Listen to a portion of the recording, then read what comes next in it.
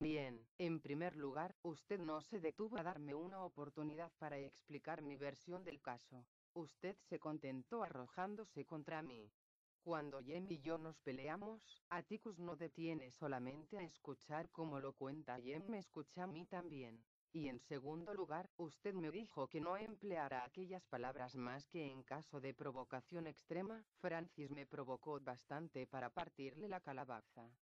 Tío Jack se rascó la cabeza. ¿Cuál es tu versión del caso, Scout? Francis le llamó una cosa fea a Atticus, y yo no estaba dispuesta a consentírselo. ¿Qué cosa le llamó? Ama negros. No estoy muy segura de lo que signifique, pero del modo que lo dijo Francis. Ahora le diré una cosa, tío Jack, que me juro ante Dios si soy capaz de estar sentada allí y le permito que diga algo de Atticus. ¿Eso le llamó? Sí, señor, se lo llamó, y mucho más. Dijo que Atticus sería la ruina de la familia y que dejaba que Jem y yo fuésemos unos salvajes. Por la expresión de la cara de tío Jack, pensé que me la cargaría otra vez. Pero cuando dijo, nos ocuparemos de esto, comprendí que quien se la iba a cargar sería Francis. Me da la idea de irme allá esta misma noche. Se lo ruego, señor, déjelo. Se lo ruego. No tengo intención de dejarlo, dijo. Alexandra debe saberlo. La idea de... Espera hasta que le haya echado mano ese muchacho. Tío Jack, prométame una cosa, por favor. Prométame que no le dirá nada a Atticus. Me pidió una vez que no permitiese que nada que oyera acerca de él me hiciese perder la cabeza, y preferiría que se imaginase que peleábamos por alguna otra cosa. Prométamelo, por favor. No me gusta que Francis se quede sin castigo por una cosa así. No se quedó. ¿Le parece que podría vendarme la mano? Todavía me sangra un poco. Claro que te la vendaré, niña. No conozco ninguna mano que pudiera vendar más a gusto. ¿Quieres venir acá? Tío Jack se inclinó en una galante reverencia indicándome el cuarto de baño. Mientras limpiaba y vendaba mis nudillos, me entretenía con un relato sobre un anciano caballero, miope y ridículo, que tenía un gato llamado Odge y que cuando iba a la ciudad contaba todas las grietas de la acera. Ya está, dijo. Tendrás una cicatriz nada femenina en el dedo del anillo de boda. Gracias, señor. Tío Jack. Señorita. ¿Qué es una ramera? Tío Jack se sumergió en otro largo cuento sobre un primer ministro viejo que se sentaba en la Cámara de los Comunes y levantaba una pluma al aire, soplando, y probaba de mantenerla en vuelo, mientras todos los demás a su alrededor perdían la cabeza. Me figuró que trataba de contestar a mi pregunta, pero yo no le veía ningún sentido. Más tarde, cuando yo debía estar en la cama, fui hasta el vestíbulo para beber un trago de agua, y oí a Atticus y a tío Jack en la sala. No me casaré nunca, Atticus. ¿Por qué? Podría tener hijos. Has de aprender mucho, Jack, dijo Atticus. Lo sé. Tu hija me ha dado la primera lección esta tarde. Me ha dicho que no comprendía mucho a los niños y me ha explicado por qué. Tenía mucha razón. Me ha explicado cómo debí tratarla. Oh, querido, cuánto lamento haber saltado sobre ella. Atticus se rió. Se lo ganó, de modo que no sientas demasiado remordimiento. Yo aguardé con el alma en un hilo, creyendo que tío Jack explicaría a Atticus mi versión del caso. Pero no se la explicó. Se limitó a murmurar. El uso que hace de invectivas de cuarto de aseo no deja sitio para la imaginación. Pero no sabe el sentido de la mitad de lo que dice. Me ha preguntado qué era una ramera. ¿Se lo has dicho? No, le he hablado de Lord Melbourne. Jack. Por la bondad divina, cuando un niño te pregunte algo, contéstale. Los niños son niños, pero sorprenden una evasiva con mayor presteza que los adultos, y las evasivas solamente sirven para atontarles. No, murmuró mi padre, esta tarde has tenido la respuesta acertada, pero los motivos eran equivocados. El lenguaje feo es una fase por la que pasan todos los niños, que desaparece cuando se dan cuenta de que con las malas palabras no llaman la atención.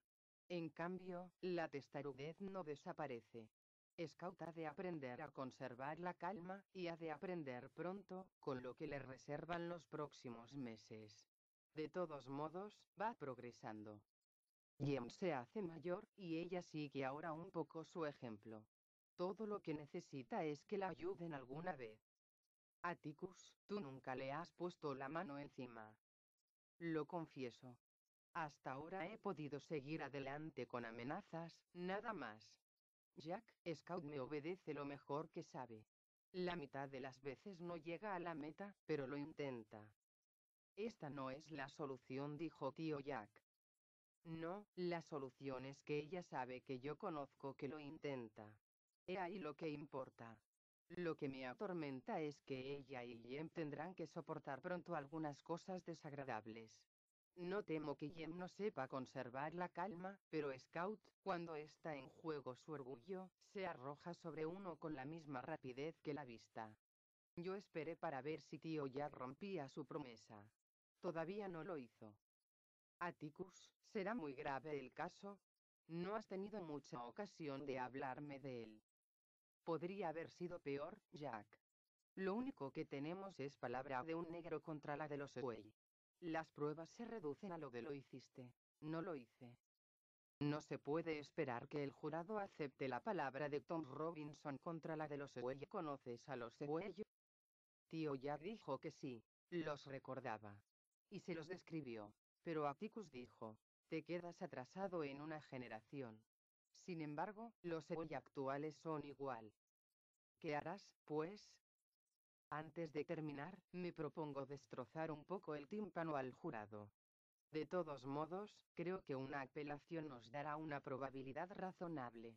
En este estadio no puedo adivinarlo, en verdad, Jack. Ya sabes, yo confiaba terminar mi vida sin un caso de esta índole, pero John Taylor me señaló con el dedo y dijo: usted es el hombre. Apartad de mí ese cáliz, ¿eh? Exacto. Pero, ¿crees que de otro modo podría volver a mirar a la cara a mis hijos? Tú sabes lo mismo que yo lo que ha de ocurrir, y espero y ruego que Jem y Scout atraviesen la prueba sin amargura, y sobre todo, sin contraer la enfermedad corriente de Maycomb. El motivo de que personas razonables se pongan a delirar como dementes en cuanto surge algo relacionado con un negro es cosa que no pretendo comprender. Confío nada más en que Jem y Scout acudirán a mí para resolver sus dudas en lugar de prestar oídos a la población. Espero que tendrán bastante confianza en mí. Jean Louise. La cabeza me dio un salto. La asomé por la esquina. Señor. Vete a la cama. Me escabullí hacia mi cuarto y me acosté. Tío Jack había sido un príncipe de los hombres al no traicionarme. Pero no supe imaginarme cómo se enteró Atticus de que estaba escuchando, y solo al cabo de muchos años comprendí que quería que oyese todas las palabras que dijo. 10. Atticus estaba débil. Se acercaba a los 50. Cuando Jem y yo le preguntábamos por qué era tan viejo, nos respondía que había empezado a vivir tarde, lo cual nosotros lo reflejábamos sobre sus habilidades y su virilidad. Atticus era mucho más viejo que los padres de nuestros condiscípulos, y Jem y yo no podíamos replicar nada cuando los compañeros respectivos de clase comenzaban. Mi padre. Jem estaba loco por el fútbol. Atticus no se cansaba nunca jugar de guardameta, pero cuando Jem quería disputarle la pelota, Atticus solía decir: soy demasiado viejo para esto, hijo. Atticus no hacía nada. Trabajaba en una oficina, no en una droguería. Atticus no conducía un camión volquete a cuenta del condado, no era sheriff, no cultivaba tierras, no trabajaba en un garaje, ni hacía nada que pudiera despertar la admiración de nadie. Aparte de lo dicho, llevaba gafas. Estaba casi ciego del ojo izquierdo, y decía que los ojos izquierdos eran la maldición tribal de los Finch. Cuando quería ver bien alguna cosa, volvía la cabeza y miraba con el ojo derecho. No hacía las mismas cosas que los padres de nuestros compañeros de clase. Jamás iba de caza, no jugaba póker, ni pescaba, ni bebía, ni fumaba. Se sentaba en la sala y leía. Con esos atributos, no obstante, no quedaba tan olvidado como nosotros habríamos deseado. Aquel año en la escuela zumbaban las conversaciones acerca de que nuestro padre defendía a Tom Robinson, y ninguna de ellas tenía un tono laudatorio. Después de mi altercado con Cecil Jacobs, con motivo del cual me comprometí a una política de cobardía, corrió la voz de que Scout Finch no se pelearía más, ya que su padre no se lo permitía. Esto no era absolutamente exacto. Yo no lucharía en público por Atticus, pero la familia era un terreno particular. Lucharía con cualquiera desde primo de tercer grado para arriba con los dientes y las uñas. Francis Hancock, por ejemplo, estaba enterado de ello. Cuando nos regaló los rifles de aire comprimido, Atticus quiso enseñarnos a tirar. Tío Jack nos instruyó en los rudimentos de tal deporte, y nos dijo que a Atticus no le interesaban las armas. Atticus le dijo un día a Jem: preferiría que disparaseis contra botes vacíos en el patio trasero, pero sé que perseguiréis a los pájaros. Matad todos los arrendajos azules que queráis, si podéis darles, pero recordad que matar un ruiseñor es pecado. Aquella fue la única vez que le oí decir a Atticus que esta o aquella acción fuesen pecado, e interrogué a Miss Maudie sobre el caso. Tu padre tiene razón, me respondió. Los ruiseñores no se dedican a otra cosa que a cantar para alegrarnos.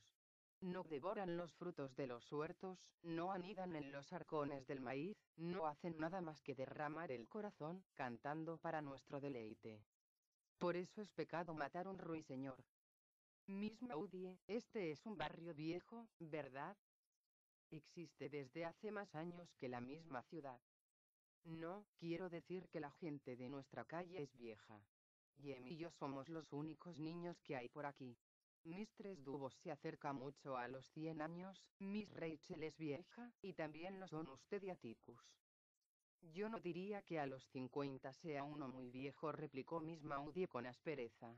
Todavía no me llevan en un sillón de ruedas, ¿verdad que no? Y a tu padre tampoco.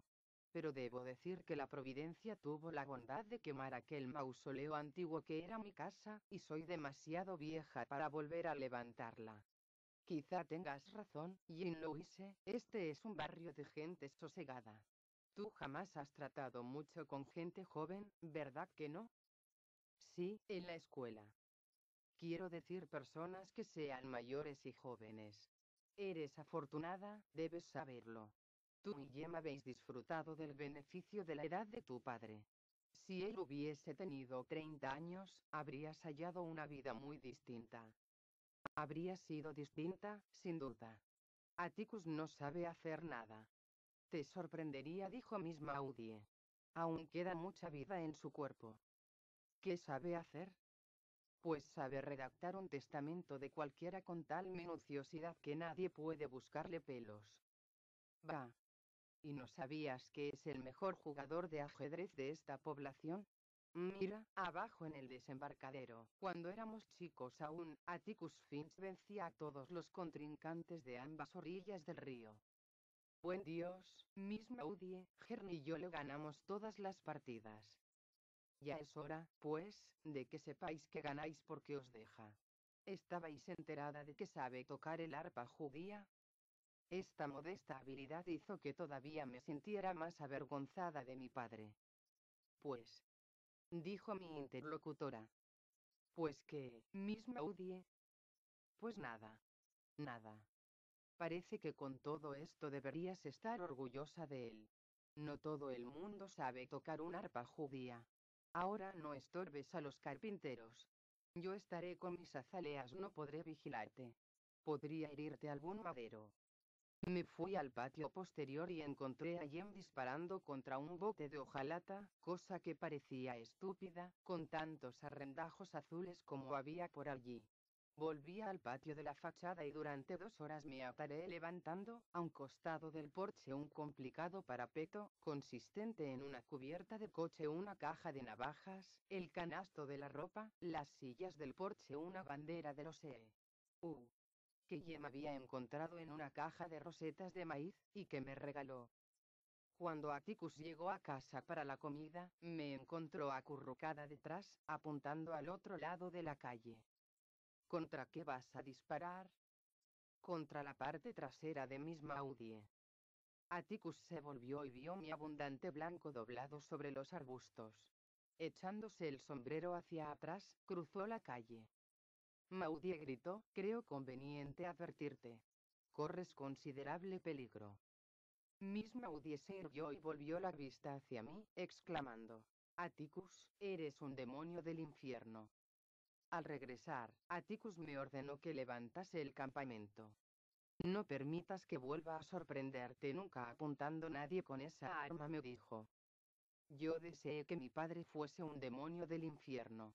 Sondeé a Calpurnia sobre la cuestión que me preocupaba. Mr. Finch, vaya, sabe hacer infinidad de cosas. ¿Como por ejemplo? Pregunté.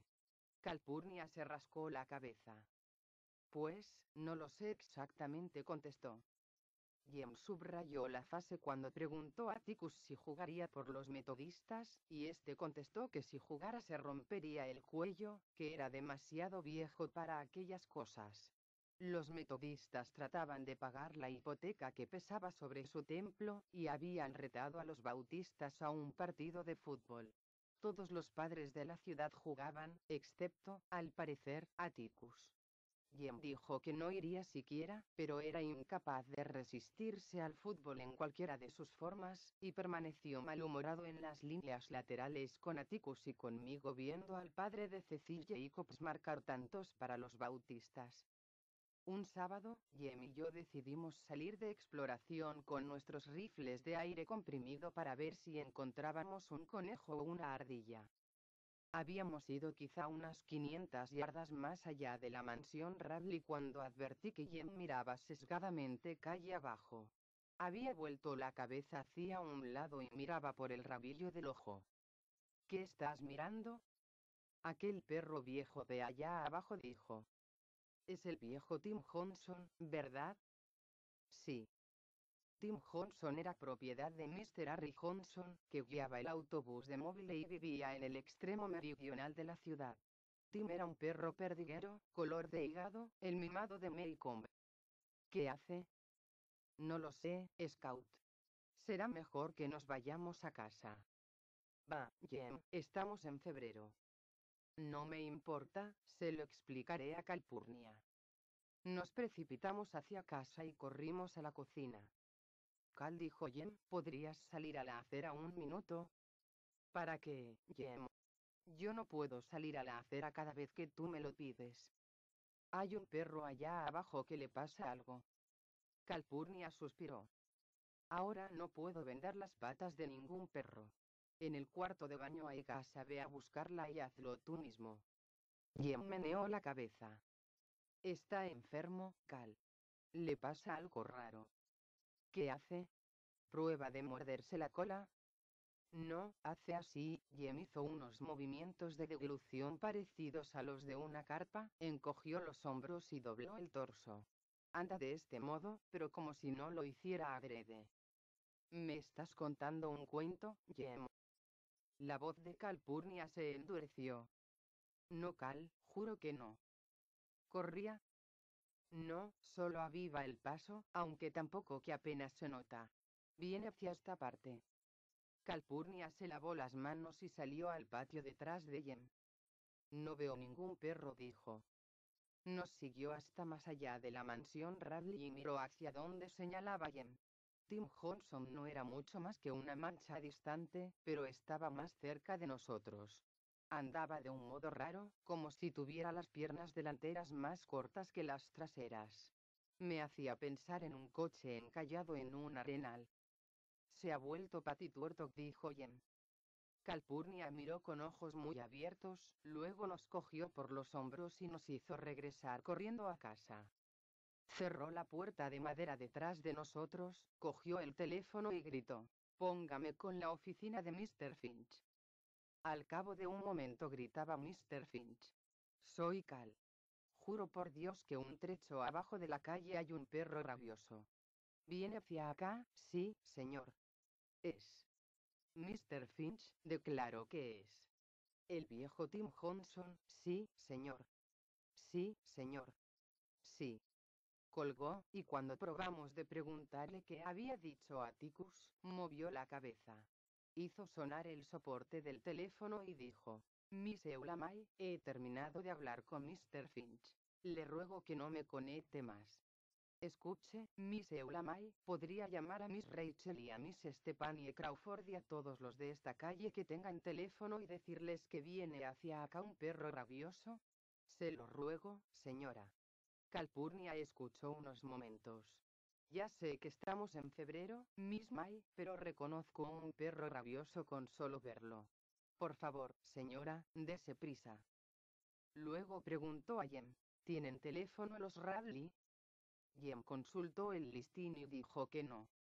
De todos modos, no saldrán, Cal. No me importa, voy a avisarles. Y corrió al porche de la fachada, seguida de Jem y de mí, que le pisábamos los talones. Vosotros quedaos en casa, gritó. Los vecinos habían recibido el mensaje de Calpurnia. Todas las puertas que quedaban dentro del límite de nuestra visión estaban cerradas herméticamente. No vimos ni rastro de Tim Johnson. Con la mirada seguimos a Calpurnia, que corrió hacia la mansión Radley levantándose la falda y el delantal por encima de las rodillas. Después de subir las escaleras de la fachada, golpeó con furia la puerta. No obtuvo respuesta, y entonces gritó: Mr. Nathan, Mr. Arthur, viene un perro rabioso. Viene un perro rabioso.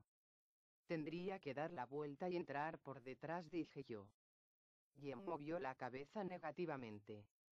Ahora ya es lo mismo. Calpurnia golpeó la puerta en vano. Nadie agradeció su mensaje, y pareció que no lo había oído nadie. Mientras Calpurnia venía como una flecha hacia el portal trasero, por el paseo de entrada asomó un Ford negro. Atticus y Mr. Hecate saltaron del coche. Mr. Hecate era el sheriff del condado de Maycomb. Era tan alto como Atticus, pero más delgado. Tenía la nariz larga, llevaba botas con ojalitos brillantes de metal, pantalones de montar y chaqueta de leñador. De su cinturón asomaba una hilera de balas. Empuñaba un pesado rifle. Cuando él y Atticus llegaron al porche, Jem abrió la puerta. Quédate dentro, hijo, dijo Atticus. ¿Dónde está Cal? Ya debería estar ahora allí, contestó Calpurnia, señalando calle abajo. No corre, ¿verdad que no? Preguntó Mr. Tate. No, señor, está en la fase de los estremecimientos, Mr. Egg. ¿Salimos a su encuentro, Egg? Preguntó Atticus. Será mejor que aguardemos, Mr. Finch. Generalmente siempre avanzan en línea recta, pero no es posible asegurarlo. ¿Acaso siga la curva? Confío en que no lo haga, pues en este caso metería directamente dentro del patio trasero de los Radley. Esperemos un minuto. No creo que se meta en el patio trasero de los Radley, replicó Atticus. La valía le detendría. Probablemente seguirá la calle. Yo creía que los perros rabiosos sacaban espuma por la boca, galopaban, daban saltos y se arrojaban sobre la garganta de la gente, y que todo esto lo hacían en agosto. Si Tim Johnson hubiese actuado según este modelo, hubiera estado menos asustada. No hay otra cosa más muerta que una calle desierta, aguardando. Los árboles estaban inmóviles, los ruiseñores callados, los carpinteros de la casa de Miss Maudie habían desaparecido. Oí que Mr. Tate estornudaba y luego se sonaba la nariz. Le vi levantar el arma hasta el ángulo del codo. Vi la cara de Miss Stephanie Crawford enmarcada en el cristal de la ventana de su puerta de la fachada. Miss Maudie apareció, y se quedó a su lado. Atticus apoyó un pie en un travesaño de una silla y se frotó lentamente un lado del muslo con la mano. Allí está, dijo con voz pausada. Tim Johnson apareció a la vista, andando a ciegas por el borde interior de la curva paralela a la casa de los Radley. Míralo, susurró Jem. Mr. Egg decía que caminaban en línea recta. Eso ni siquiera sabe seguir la de la calle. Parece más enfermo que otra cosa, dije yo. Deja que se le ponga algo delante y se lanzará hacia ello derechamente. Mr. Tate se llevó la mano a la frente y se inclinó adelante. Le ha cogido, no cabe duda, Mr. Finch. Tim Johnson avanzaba a paso de caracol, pero no jugaba ni olfateaba el follaje. Parecía haberse señalado una trayectoria determinada, impulsado por una fuerza invisible que le hacía avanzar lentamente hacia nosotros. Le vimos estremecerse como el caballo que expulsa las moscas. Su quijada se abría y se cerraba. Parecía sin conciencia, como si algo le empujase poco a poco hacia nosotros. Está buscando un lugar donde morir, dijo Jem.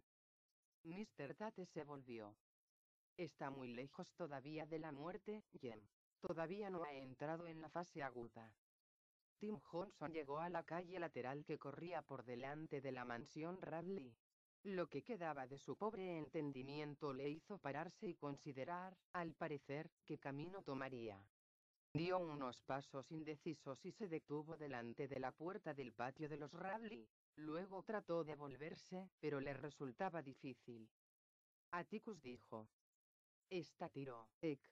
Es mejor que le dé ahora, antes de que baje por la calle lateral. Dios sabe quién puede haber al otro lado de la esquina. Vete dentro, Cal. Calpurnia abrió la puerta vidriera, pasó el cerrojo tras sí y se quedó con el mango en la mano.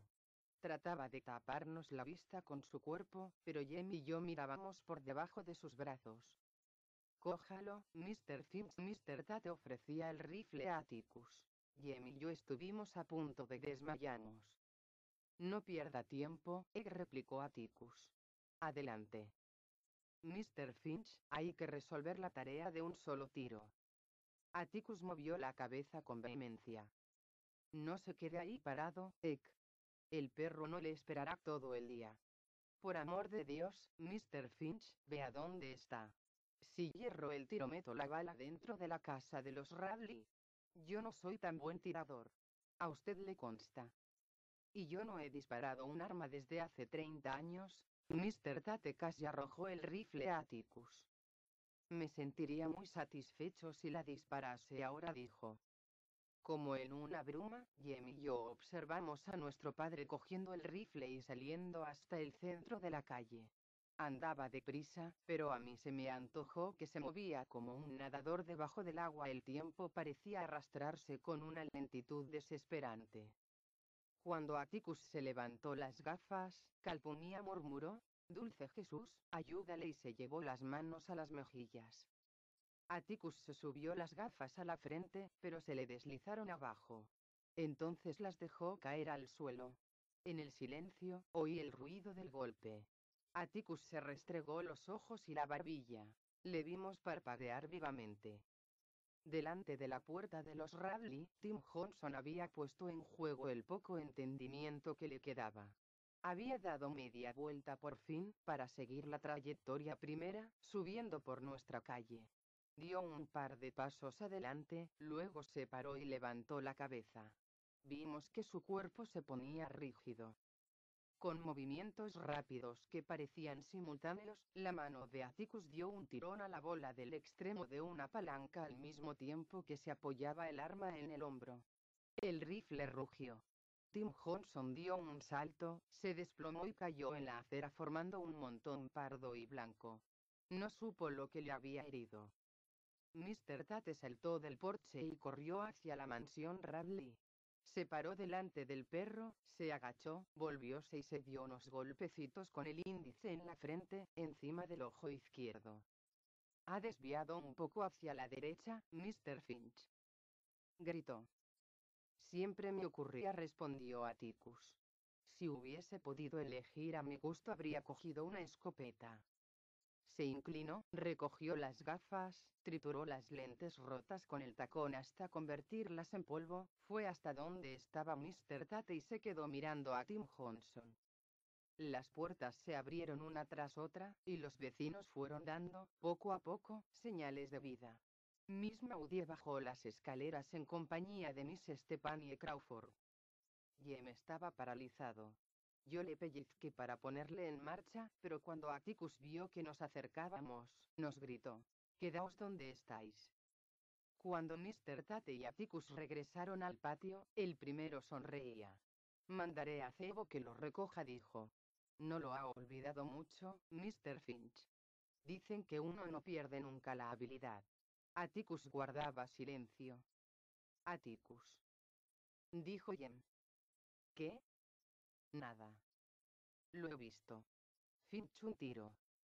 Atticus giró sobre sus talones y se encontró cara a cara con Miss Maudie.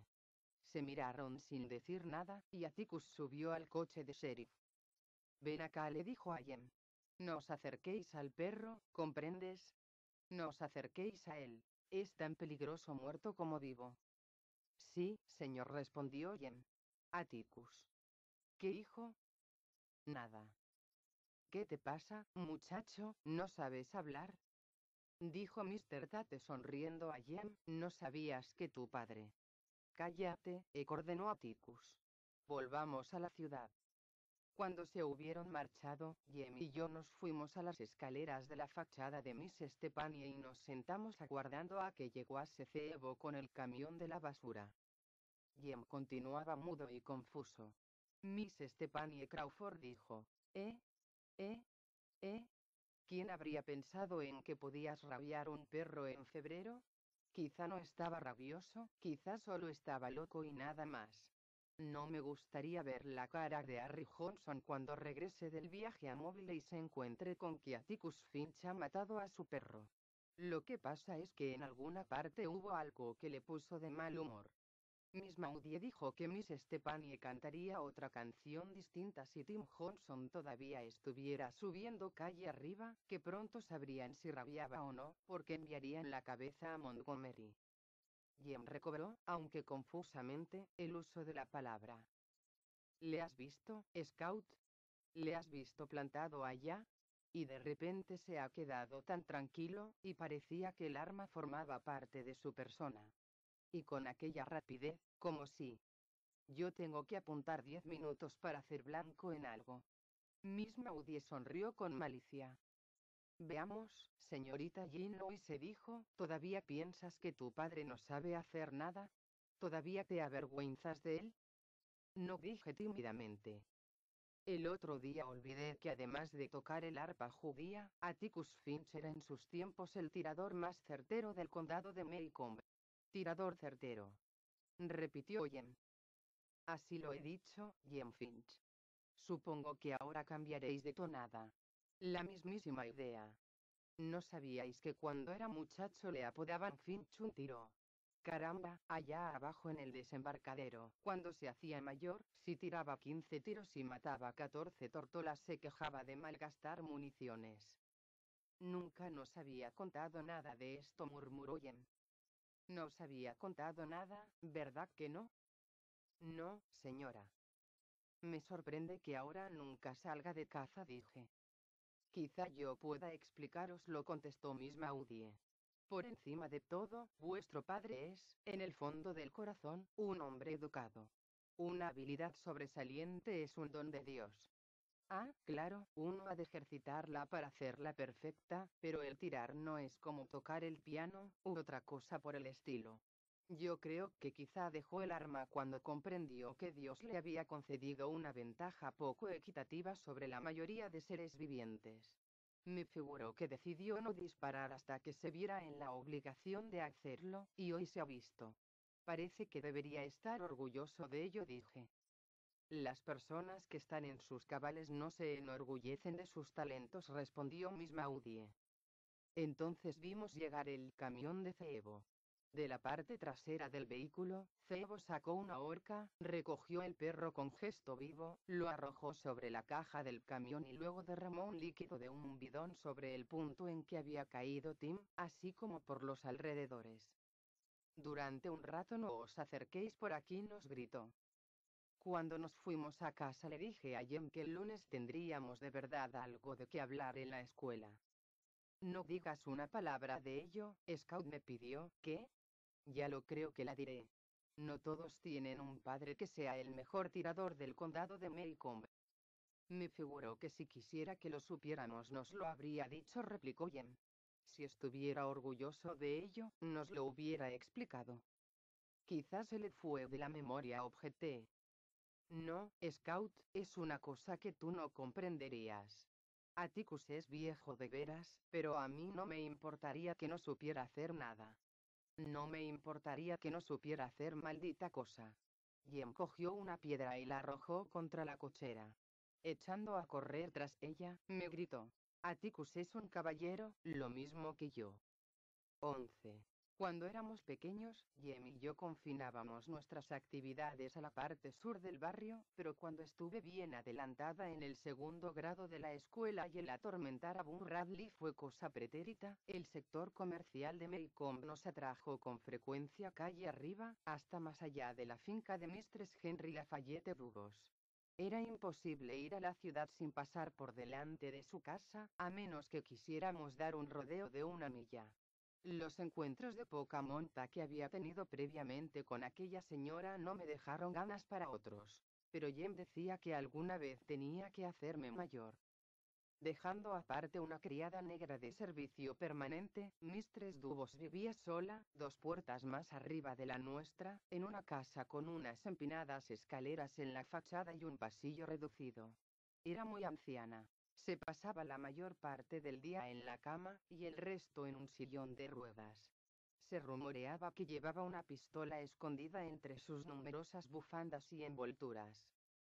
Jem y yo la odiábamos. Si estaba en el porche al pasar, nos escudriñaba con una mirada airada, nos sometía a despiadados interrogatorios acerca de nuestra conducta, y nos hacía tristes presagios relativos a lo que valdríamos cuando fuésemos mayores, los cuales podían resumirse siempre en que no valdríamos para nada. Hacía tiempo que abandonamos la idea de pasar por delante de su casa yendo por la acera opuesta. Aquello solo servía para que ella levantase la voz haciendo partícipes a todos los vecinos de sus imprecaciones. No podíamos hacer nada que le agradase. Si la saludaba lo más risueña que sabía con un «Hola, Mistress Dubos», recibía por respuesta: «No me digas sola, a mí, niña fea. Debes decirme «Buenas tardes, Mistress Dubos». Era malvada. Una vez oyó a Jem refiriéndose a nuestro padre con el nombre de Atticus y su reacción fue apoplética. Además de ser los mocosos más respondones y antipáticos que pasaban por allí, tuvimos que escuchar que era una pena que nuestro padre, después de la muerte de mamá, no hubiera vuelto a casarse. Dama más encantadora que nuestra madre no había existido, decía ella, y destrozaba el corazón ver que Atticus Finch permitía que sus hijos crecieran como unos salvajes. Yo no recordaba a nuestra madre, pero Jem sí a veces me hablaba de ella, y cuando Mistress Dubos nos disparó su mensaje, se puso lívido. Después de haber sobrevivido a los peligros de Boo Radley, de un perro rabioso y a otros terrores, Jem decidió que era una cobardía pararse delante de las escaleras de la fachada de Miss Rachel y esperar, y decretó que habíamos de correr hasta la esquina de la oficina de correos yendo al encuentro de Atticus cuando regresaba del trabajo. Innumerables tardes, Atticus encontraba a Jem furioso por algo que había dicho Mistress Dubos mientras pasábamos. «El remedio está en la calma, hijo», solía contestar Atticus. «Es una señora anciana y está enferma. Limítate a conservar la cabeza alta y a portarte como un caballero. Te diga lo que te diga, tu deber consiste en no permitir que te haga perder los estribos». Jem replicaba que no debía de estar muy enferma cuando gritaba de aquel modo.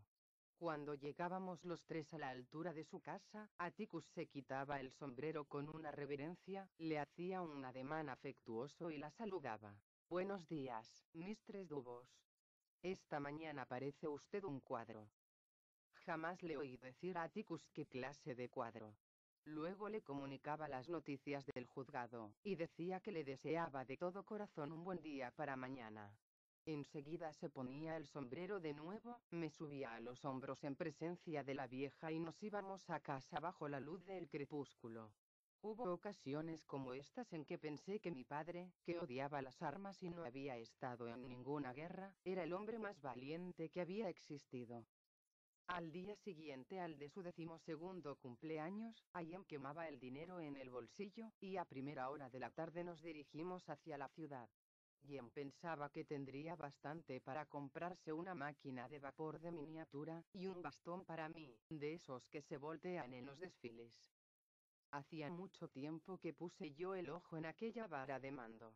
Estaba en la tienda de V.J. Elmore, tenía incrustados cequines y lentejuelas, y costaba 17 centavos. En aquella época ardía en mí la ambición de hacerme mayor y desfilar con mi bastón delante de la banda del Instituto del Condado de Maycomb.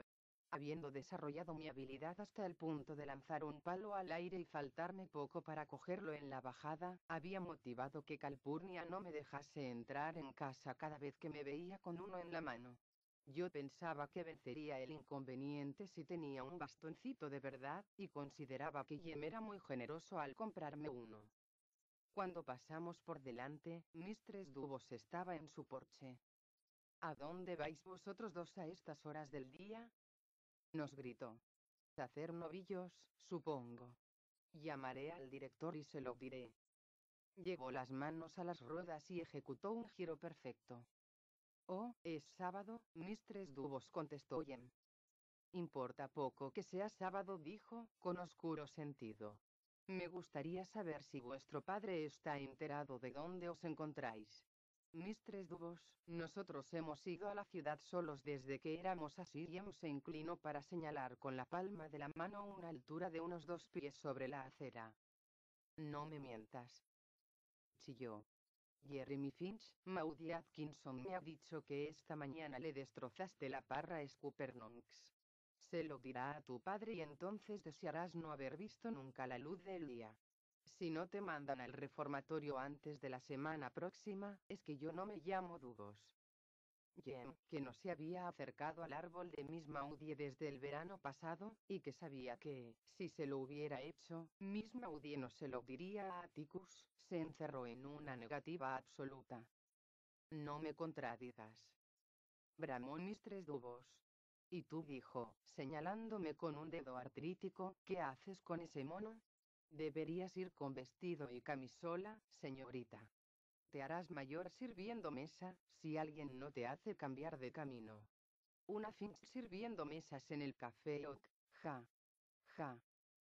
Yo estaba aterrorizada.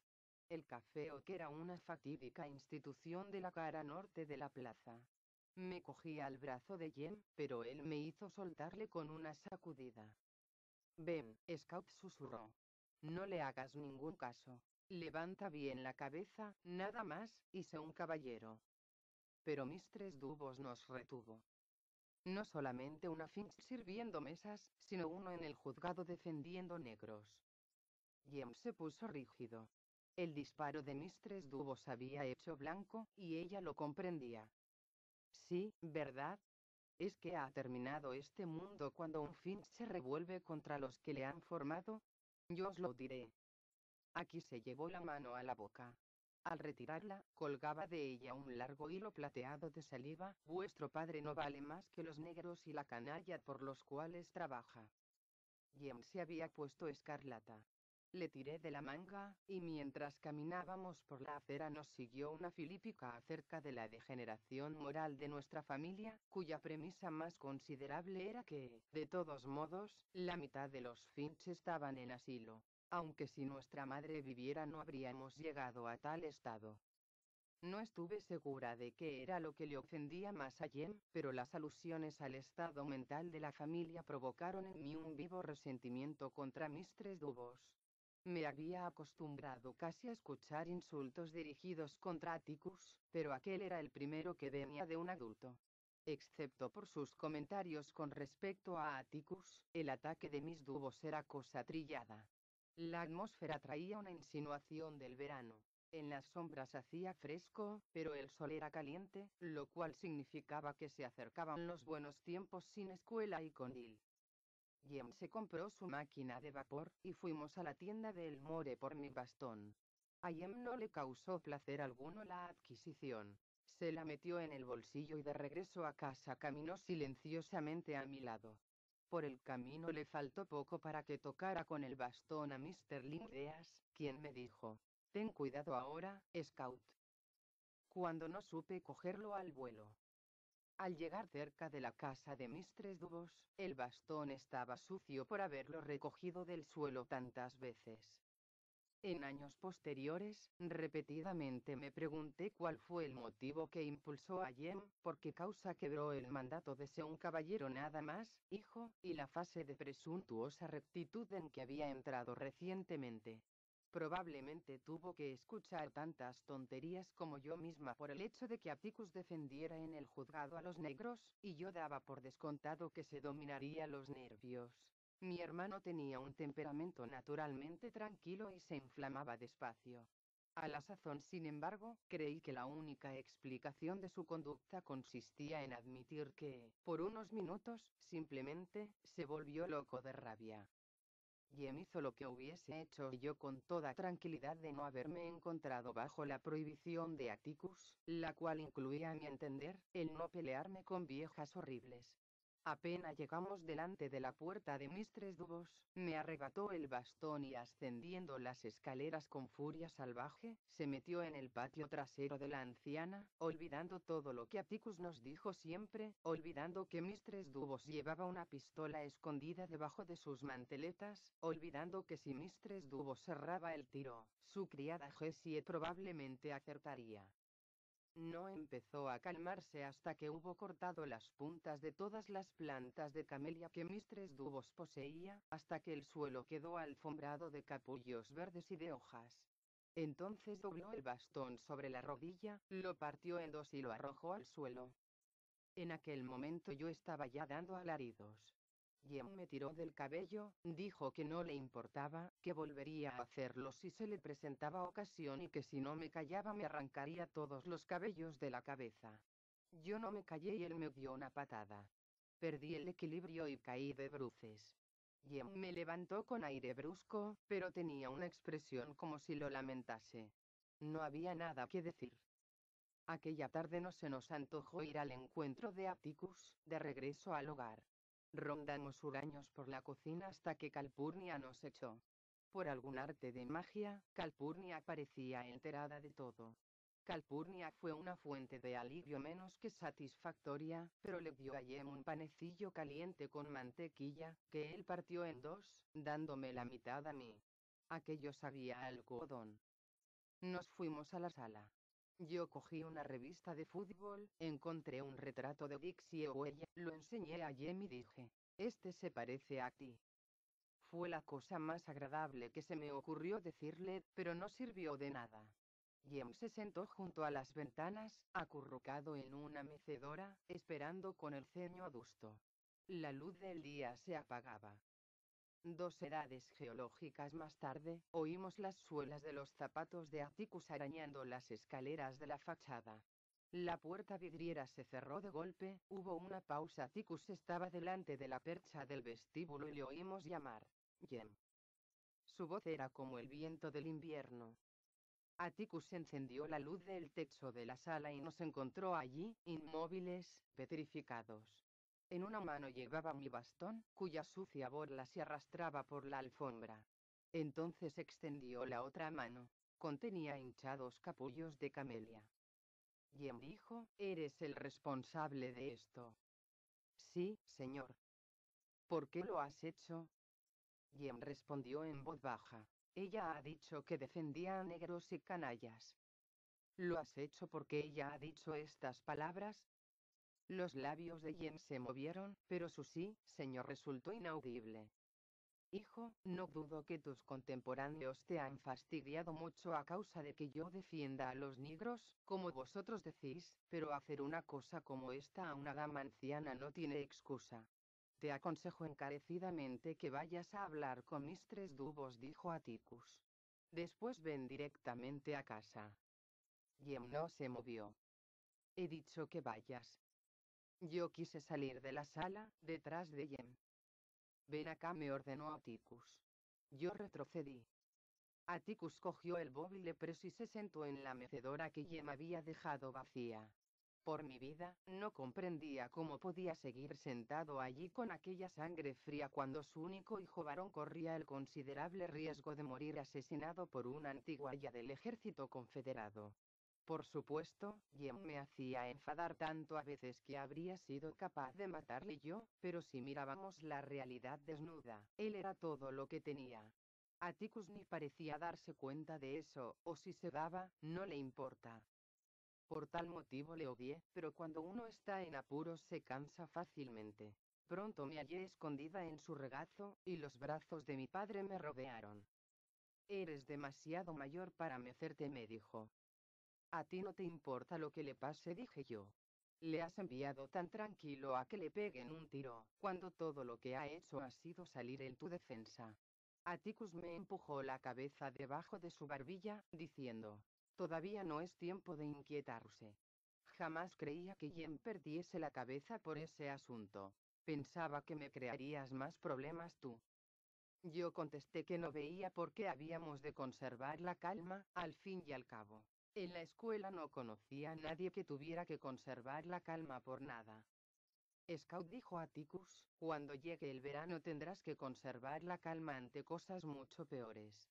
No es equitativo para ti y para Jem, lo sé, pero a veces hemos de tomar las cosas del mejor modo posible, y del modo que nos comportemos cuando estén en juego las apuestas. Bien, todo lo que puedo decir es que cuando tú y Jem seáis mayores, quizá volveréis la vista hacia esta época con cierta compasión y con el convencimiento de que no os traicioné. Este caso, el caso de Tom Robinson, es algo que entra hasta la esencia misma de la conciencia de un hombre. Scout, yo no podría ir a la iglesia y adorar a Dios si no probara de ayudar a aquel hombre. Atticus, es posible que te equivoques. ¿Cómo es eso? Mira, parece que muchos creen que tienen razón ellos y que tú te equivocas. Tienen derecho a creerlo, ciertamente, y tienen derecho a que se respeten en absoluto sus opiniones, contestó Atticus, pero antes de poder vivir con otras personas tengo que vivir conmigo mismo. La única cosa que no se rige por la regla de la mayoría es la conciencia de uno. Cuando Jem regresó me encontró todavía en el regazo de mi padre. ¿Qué, hijo? Preguntó Atticus. Y se puso de pie. Yo procedí a un reconocimiento secreto de Jem. Parecía continuar todo de una pieza, pero tenía una expresión rara en el rostro.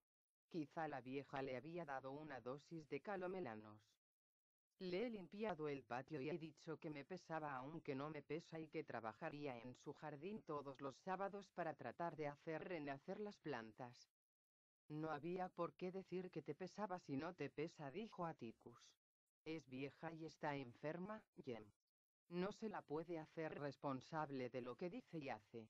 Por supuesto, hubiera preferido que me lo hubiese dicho a mí antes que a ninguno de vosotros dos, pero no siempre podemos ver cumplidos nuestros deseos. Jem parecía fascinado por una rosa de la alfombra.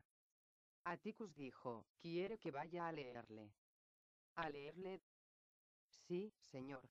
Quiere que vaya todas las tardes al salir de la escuela, y también los sábados, y le lea en alta voz durante 2 horas. ¿Debo hacerlo, Atticus? Ciertamente. Pero quiere que lo haga durante un mes. Entonces lo harás durante un mes. Jem puso la punta del pie delicadamente en el centro de la rosa y apretó. Por fin, dijo. Atticus, en la acera está muy bien, pero dentro. Dentro está oscuro y da hormigueos. Hay sombras y cosas en el techo. Atticus sonrió con una sonrisa fea. Eso debería excitar tu imaginación.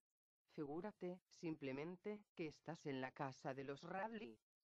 El lunes siguiente por la tarde, Jem y yo subimos las empinadas escaleras de la casa de Mistress Dubos y recorrimos el pasillo abierto.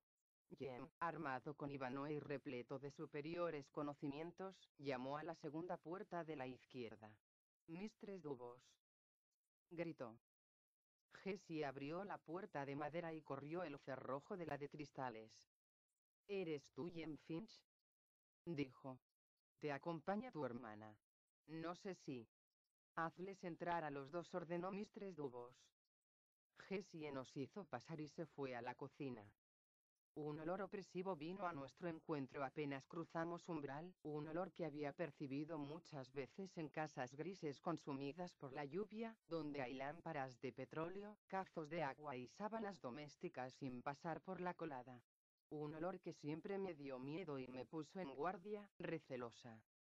En el ángulo del cuarto había una cama de latón, y en la cama mis 3 dúos. Yo me pregunté si la había puesto allí la acción de Jem, y por un momento me inspiró pena. Yacía debajo de un pila de colchas y tenía una expresión casi amistosa. Junto a la cama había un lavabo con una losa de mármol. Sobre la losa había una cucharilla, una jeringa encamada para los oídos, una caja de algodón hidrófilo y un despertador de acero que se sostenía sobre 3 patillas pequeñas. ¿De modo que te has traído a tu sucia hermanita?, fue el saludo que nos dedicó. Jem contestó sosegadamente: mi hermana no es sucia, y yo no le temo a usted, pero advertí que le temblaban las rodillas. Esperaba un rosario de improperios, mas la vieja se limitó a decir: puedes empezar a leer, Jeremy. Jem se acomodó en una silla con asiento de caña y abrió Ivanhoe. Yo me acerqué otra y me senté a su lado. Acercaos, ordenó Mistress Dubos. Poneos al lado de la cama. Nosotros movimos las sillas adelante. Era la vez que había estado más cerca de la vieja, y lo que anhelaba más era retirar la silla de nuevo. Aquella mujer era horrible. Tenía la cara del color de una funda sucia de almohada, y en los ángulos de su boca brillaba la humedad, que descendía pausadamente, como un glaciar, por los profundos surcos que encerraban su barbilla. Las manchas violáceas de la ancianidad moteaban sus mejillas, y sus pálidos ojos ostentaban unas pupilas negras, pequeñas como puntas de aguja. Tenía las manos nudosas, y las crecidas cutículas cubrían buena parte de las uñas. Su encía inferior no quedaba escondida, y el labio superior lo tenía saliente. De tiempo en tiempo retraía el labio inferior hacia la encía superior arrastrando la barbilla en el movimiento. Esto hacía que la humedad descendiese más deprisa. No miré más de lo preciso. Jem abrió de nuevo Ivanhoe y se puso a leer. Probé a seguirle, pero leía demasiado prisa. Cuando llegaba a una palabra que no conocía se la saltaba, pero Mistress Dubos le pescaba y se la hacía deletrear. Jem leyó durante 20 minutos quizá. Entre tanto yo estuve contemplando la campana de la chimenea, manchada de hollín, y mirando por la ventana y hacia todas partes, con el fin de tener la vista apartada de la vieja. A medida que mi hermano seguía leyendo, advertí que las correcciones de Mistress Dubos iban siendo menos y más espaciadas, y que Jem hasta había dejado una frase suspendida en el aire. Mistress Dubos no escuchaba. Entonces volví la vista hacia la cama. Algo le había pasado a Mistress Dubos. Yacía tendida de espaldas, con las colchas subidas hasta la barbilla. Solo se le veían la cabeza y los hombros. Una cabeza que se movía lentamente de un lado para otro. De tarde en tarde abría por completo la boca, y yo veía su lengua ondulando levemente. Sobre los labios se le acumulaban cintas de saliva, la anciana las echaba hacia el interior de la boca y abría los labios de nuevo. La boca parecía tener una existencia suya particular. Trabajaba por separado e independientemente del resto del organismo, afuera y adentro, lo mismo que el agujero de una almeja en la marca baja. De vez en cuando producía un sonido de pepé, cual una sustancia viscosa cuando empieza a hervir. Yo tiré a Jem de la manga. Él me miró. Luego miró a la cama. La cabeza de la vieja continuaba con su movimiento oscilatorio en dirección a nosotros. Jem preguntó: Mistress Dubos, ¿se encuentra bien? Ella no le oyó. El despertador se puso a tocar y nos dejó tiesos de espanto. Un minuto después, con los nervios todavía estremecidos, Jem y yo estábamos en la acera camino de casa. No habíamos huido, nos envió Jessie antes de que la campana del despertador parase. Había entrado en el cuarto y nos había despedido. Fuera, nos dijo, idos a casa. En la puerta, Jem se paró indeciso. Es la hora de la medicina, explicó Jessie. Mientras la puerta se cerraba detrás de nosotros, la vi andar rápidamente hacia la cama de Mistress Dubos. Eran solamente las 3:45 cuando llegamos a casa, por lo que Jem y yo salimos al patio trasero hasta que llegó hora de ir a esperar a Atticus. Nuestro padre nos traía 2 lápices amarillos para mí y una revista de fútbol para Jem, lo cual era, supongo, una recompensa muda por nuestra primera sesión cotidiana con Mistress Dubos. Jem le explicó cómo había ido. ¿Habéis tenido mucho miedo?, preguntó Atticus. No, señor, respondió Jem, pero es muy desagradable. Sufre ataques, o algo por el estilo. Escupe mucho. No puede evitarlo. Cuando las personas están enfermas, a veces no tienen un aspecto agradable. A mí me ha dado miedo, dije yo. Atticus me miró por encima de las gafas. No es preciso que acompañes a Jem, ya lo sabes. La tarde siguiente en casa de Mistress Dubos fue lo mismo que la anterior, y lo mismo fue la otra, hasta que gradualmente quedó establecido un programa. Todo empezaba normal. Es decir, Mistress Dubos acosaba un rato a Jem con sus temas favoritos, sus camelías y las inclinaciones de ama negros de nuestro padre. Poco a poco iba quedándose callada y, luego, se olvidaba de nosotros. Después sonaba el despertador, Jessie nos empujaba fuera, y resto del día nos pertenecía por entero. Atticus, pregunté una tarde, ¿qué es exactamente un ama negros? Atticus tenía la cara seria. ¿Te ha llamado alguien con esa palabra? No, señor, Mistress Dubos te lo llama a ti. Todas las tardes se entusiasma dándote ese nombre. Francis me lo dijo a mí la Navidad pasada, entonces fue la primera vez que lo oí. ¿Por eso arremetiste contra él?, preguntó Atieus. Sí, señor. Entonces, ¿cómo me preguntas qué significa? Yo traté de explicar a Atticus que no fue tanto lo que decía Francis como su forma de decirlo lo que me puso furiosa. Era lo mismo que si hubiese dicho nariz mocosa u otra cosa parecida. Scout, dijo Atticus, ama negros es simplemente una de esas expresiones que no significan nada. Igual que nariz mocosa. Es difícil de explicar. La gente ignorante y peleona la emplea cuando se figura que uno favorece a los negros más que a ella y por encima de ella. Se ha deslizado en el uso de algunas personas, como nosotros mismos, cuando necesitan una palabra vulgar y fea para ponerle una etiqueta a uno. De modo que tú no eres realmente un ama negros, ¿verdad que no? Claro que lo soy. Hago lo que puedo por amar a todo el mundo. A veces me encuentro en una situación difícil. Niña, no es un insulto que a uno le den un nombre que a otro le parece malo. Ello le demuestra a uno lo mísera que es aquella persona, y no le hiere. Por lo tanto, deja que Mistress Dubos se ensañe contigo. La pobre tiene bastantes problemas para sí. Un mes después, una tarde, Jem se iba abriendo camino a través de Sir Walter Scout, como él le llamaba, y Mistress Dubos le corregía a cada frase, cuando llamaron a la puerta. Entre, chilló la anciana. Atticus entró. Se acercó a la cama y cogió la mano de Mistress Dubos. Venía de la oficina y no he visto a los niños, dijo. He pensado que quizá estarían aquí. Mistress Dubos le sonrió. Por mi vida que no sabía imaginarme cómo podía dirigir la palabra a mi padre cuando parecía odiarle tanto.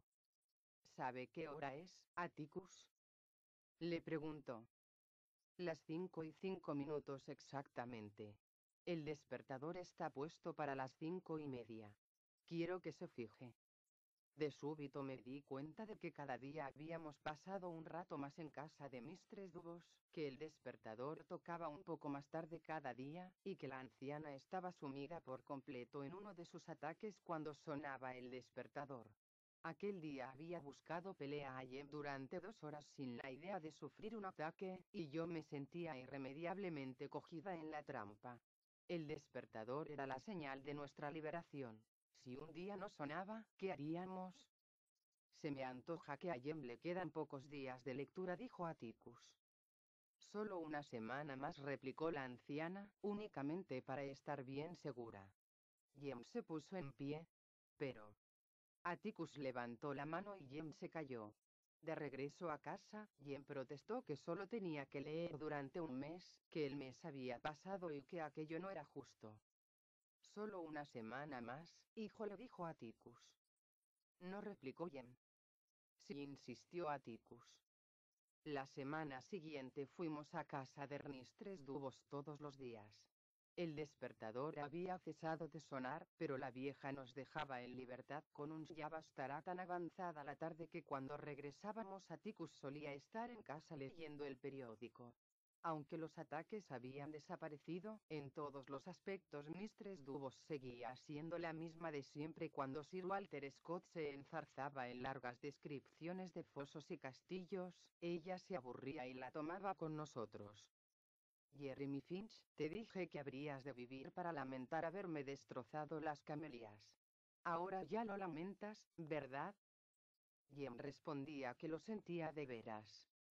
Pensabas que podrías matar mi nieve de la montaña, ¿verdad?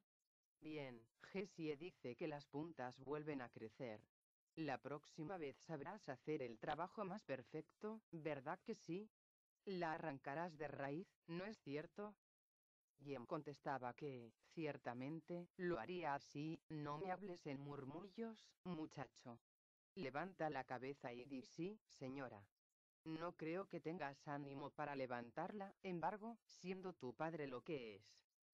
La barbilla de Jem se levantaba, y mi hermano miraba a Mistress Dubos con una cara libre de resentimiento. A lo largo las semanas había cultivado una expresión educada de persona que siente interés, pero que vive en otra esfera, expresión que presentaba a la anciana en respuesta a sus invenciones más escalofriantes. Al final llegó el día. Una tarde, Mistress Dubos dijo, con esto bastará. Pero añadió y hemos terminado. Buen días a los dos. Habíamos terminado. Acera abajo, corríamos, saltábamos, gritábamos en un arrebato de profundo alivio. Aquella primavera fue buena, los días se hicieron más largos, nos concedieron más tiempo para jugar. La mente de Jem está ocupada principalmente por las estadísticas vitales de todos los colegiales de la nación entera que jugaban al fútbol. Atticus no leía todas las noches las páginas de deporte de los periódicos. Juzgar por los jugadores en perspectiva, ninguno de cuyos nombres sabíamos pronunciar. Alabama podría disputar de nuevo aquel año la Rose Bowl. Atticus estaba a mitad del artículo de Willie Seaton, una noche, cuando sonó el teléfono.